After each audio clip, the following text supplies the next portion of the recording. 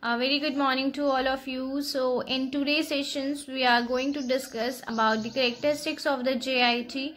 In the previous sessions we have discussed about the meaning of the JIT, concept of the JIT and the various types of wastage according to the JIT in the organization. Okay, so now we are discussing about the characteristics of the JIT. So now start one by one. The first is your pull method of material flow. It means that कि basically मैंने आपको पहले भी बताया था कि GIT के concept में होता क्या है। जीआईटी के कंसेप्ट में हम कभी भी पुश मेथड पे बेस नहीं रहते, हम हमेशा पुल मेथड पे बेस रहते हैं। पुल मेथड पे बेस रहने का मतलब क्या, पहले क्या होता था, ऑर्गेनाइजेशन अपना प्रोडक्शन करती थी और बाय हुक और बाय क्रुक उस प्रोडक्शन को वो मार्केट में सोल्ड आउट कर देती थी, कस्टमर को कैसे भी वो सोल्ड कर देती थी। बट जीआईटी के कंसेप्ट में क्या होता है, क्योंकि अब मार्केट जो है, पहले बेसिकली मार्केट इतना डेवलप नहीं था लेकिन नाउ अरेज मार्केट बहुत ज़्यादा डेवलप हो चुका है, तो उस केस में आपको पुश मेथड फॉलो कर पाना बहुत ही मुश्किल हो जाता है, क्योंकि आप अपने मटेरियल को पुश नहीं कर सकते मार्केट में, आप ज़बरदस्ती कंज्यूमर को वो मटेरियल नहीं सोल्ड कर सकते। ठीक है, सो बेसिकली अब हम क्या करते हैं, हम पुल मेथड पे बेस्ड होते हैं। तो जीआईटी हमको यही बोलता है कि हमें क्या करना है, पुल मेथड को फॉलो करना है मटेरियल फ्लो के। पुल मेथड बेसिकली जिस हिसाब से डिमांड आ रही है उस हिसाब से आप प्रोडक्शन करें। ऐसा नहीं कि आपने एडवांस में प्रोडक्शन करके रख लिया एंड देन आप उसको मार्केट में सोल्ड कर रहे हो, क्योंकि वो मार्केट में सोल्ड नहीं हो पाएगा जितना आपने प्रोड्यूस किया है, जस्ट बिकॉज उसमें आपकी वेस्टेज ही होगी अगर वो मटेरियल आपका सारा सोल्ड नहीं हो पाता है। तो इसीलिए जीआईटी का कंसेप्ट आपको ये बोलता है कि आपको pull method of material flow follow करना है। इट मीन्स दैट जब डिमांड अराइज हो उसी हिसाब से आप प्रोडक्शन करो। ओके, तो नेक्स्ट इज हाई क्वालिटी। मैंने पहले भी बताया था कि जीआईटी बेसिकली क्वालिटी कंट्रोल और क्वालिटी इंप्रूवमेंट की ही एक टेक्निक है जीआईटी। सो इसमें बेसिकली क्वालिटी फोकस होके चला जाता है। क्वालिटी फोकस हम कैसे होके चलते हैं, इसमें हमने पहले भी बात की थी कि हमें क्या करना है, right quality of material at right time at right place पे अवेलेबल कराना है, सो दैट हमारे प्रोडक्शन में किसी भी तरीके की हिंड्रेंसेस ना आ जाए और हमारा प्रोडक्शन बहुत स्मूथली चलता रहे।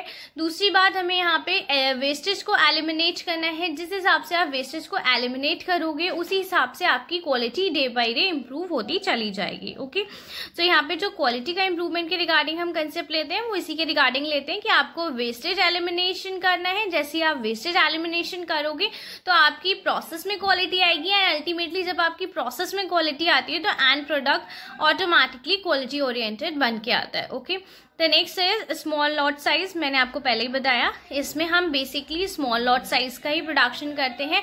आपके बल्क में प्रोडक्शन नहीं किया जाता, ना ही आपके लॉट साइज बहुत बड़े बड़े होते हैं, जस्ट बिकॉज जिस हिसाब से हमारी डिमांड राइज होती है उसी हिसाब से हमारा प्रोडक्शन चलता है। ठीक है, जैसे कि सपोज मैंने आपको एग्जाम्पल भी दिया था मैकडी का।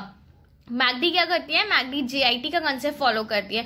वो पहले से कुछ भी कुक करके नहीं रखते हैं, जिस हिसाब से ऑर्डर आता है उस ऑर्डर को प्लेस करने के हिसाब से उस चीज को रेडी किया जाता है एंड देन उसको ऑर्डर को प्लेस कर दिया जाता है। ओके, सो यहाँ पे हमारा क्या कोई लॉट साइज नहीं है, कि ऐसा नहीं है कि हम पहले से बड़े बड़े चीजों में प्रोडक्शन करें।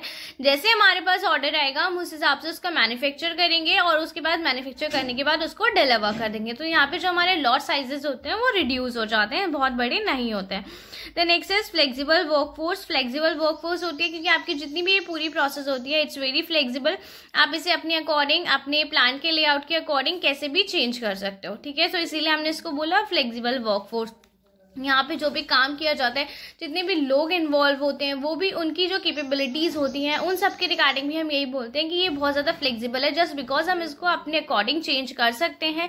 अगर हमें प्लांट का लेआउट चेंज करना है, आपने जो भी मैन पावर का अलॉटमेंट किया है मशीनरी पे, आप उसको भी चेंज कर सकते हो। मैंने आपको पहले भी बताया था कि सपोज एक जगह है, एक प्लांट है जिसमें आपने 6 लोगों को अलॉट किया हुआ है, लेकिन वहाँ पे अगर आप उसका लेआउट चेंज कर दो या आप प्रोसेस का तरीका चेंज कर लो तो वहाँ पे केवल 3 लोगों से काम चल सकता है।